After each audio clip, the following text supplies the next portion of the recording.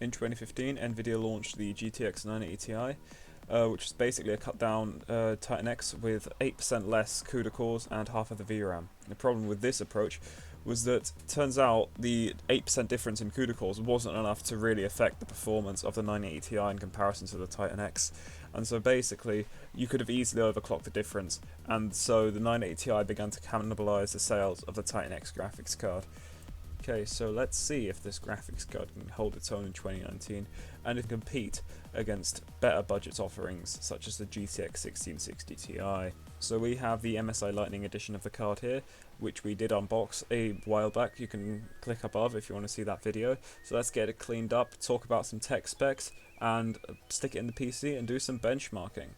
Okay, let's talk about some tech specs of this card. The GPU itself, we have the GM200-310A1, otherwise known as Big Maxwell, underneath, and inside that chip we have 2,816 CUDA cores, 172 TMUs and 96 ROPs. We have 6 GB of GDDR5 VRAM on a 384-bit bus, giving us a total of around 340 GB a second of memory throughput.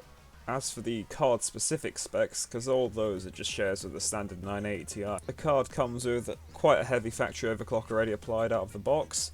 We have about 1203 MHz base clock, and our card had a 1404 MHz sustained boost clock, which is just shy of about 300 MHz higher than the reference model of the 980 Ti. All this added horsepower does require extra power circuitry. We have a 12+3 phase power VRM, and we also have a dual BIOS, just in case you manage to brick the card via BIOS flashing or over. And of course, the most important feature, the 3 power connectors to make it really annoying for any low-end power supplies. And you should be running this with a low-end power supply. This thing needs at least a 600-watt power supply to function. As for cooling, we have a beefy heatsink that takes this card's weight up to above a kilogram, and a long backplate at the back, and the combination of these makes the card stay very cool even under heavy load. Okay, with the tech specs out of the way, let's put it in the PC and get some benchmarks done.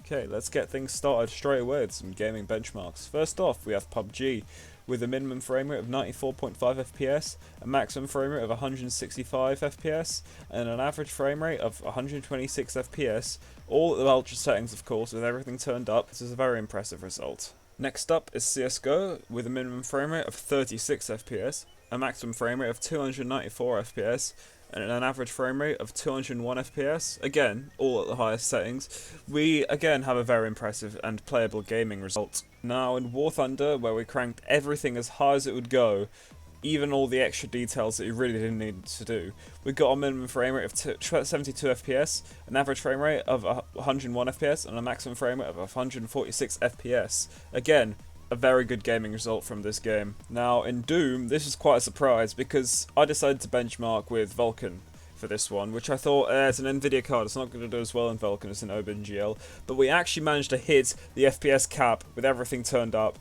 We have a minimum frame rate of 178.2 FPS, an average frame rate of 198 FPS, and a maximum frame rate of 200 FPS. This gaming result can't really be topped in this game.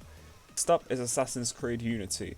We've got a minimum frame rate of 58.9 FPS, a maximum of 103, and an average frame rate of 74.2 FPS. Again, very good and above 60 FPS with everything turned up as high as it can go. Next, we benchmark GTA 5. Again, with everything turned up as high as it can go. We would benchmark all of the games at ultra settings, and everything that could be turned up, we turned up even more. We got a minimum frame rate of 69.5, an average frame rate of 79.9, and a maximum frame rate of 113.4 FPS. Now, Far Cry 3 is up, with a minimum frame rate of 48.6 FPS, a maximum of 163, and an average frame rate of 96. This is the worst result we have here so far. Finally, we have 7 Days to Die, with a minimum frame rate of 52 FPS, a maximum frame rate of 118, and an average of 73.3 FPS. This is, in quotes, the worst frame rate that we've got in all these games, but still, the average is above 60 with everything turned up. We only tested one synthetic benchmark this time around. We did Firestrike, and we got a graphics score of 18,421 points, which is a very respectable result for this almost 4-year-old card. Okay, so is the 980 Ti worth it? Well, it's got basically GTX 1070 performance. It wins some, it loses some. But remember, what I haven't told you is the price. I got this card, one of the higher end models of the 980 Ti, for less than £200.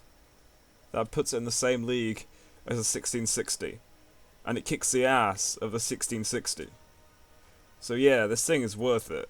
Seriously, if you can get one, and you have the power requirements, of course, it's probably a good idea to pick one up. That is, unless you're against the idea of buying used graphics cards, which I guess is alright. But yeah, if you are for the idea of buying a used graphics card, this is one of the better cards to buy right now.